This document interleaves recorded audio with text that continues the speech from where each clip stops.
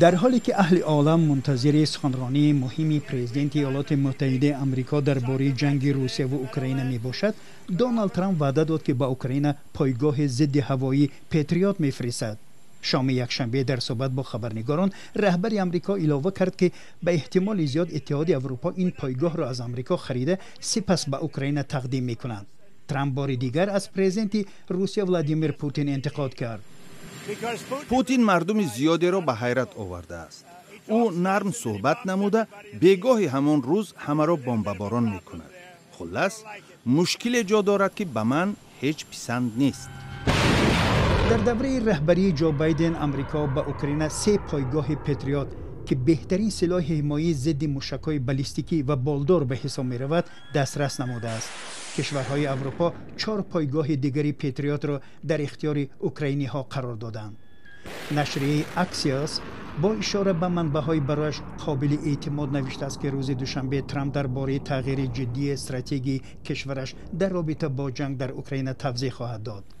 به قول اکسیوس، ترامپ سیاست به اصطلاح اگریسیو یا تهاجمی را پیش گرفته به اوکراین اسلحه برای هجوم تقدیم خواهد کرد. همچنان پیش بینی می شود که امروز ترامپ با دبیر کل پیمان ناتو مارک ریوته واخورده از جمله تحولات اخیر اوکراین را بررسی می کند. از سوی دیگر امروز فرستاده خاص پرزیدنت ایالات متحده آمریکا در امور اوکراین کیت کلاگ برای ارزیابی امنیت اوکراین و تحریم روسیه به کیف سفر کرد. یکی از متفقان نیرومند ترامپ، سناتور جمهوری‌خواه لینسی گریهام، در مصاحبهش با تلویزیون CBS آمریکا گفت که در روزهای آینده ما شاهد ارسال مقدار ریکوردی اسلحه به اوکراین می‌شویم. گریهام می‌افزاید یکی از خطاهای بزرگ پوتین این است که او با ترامپ بازی کرد. اکنون ترامپ با پوتین مسلح می‌شود که قدرت ختم جنگ در اوکراین را خواهد داشت.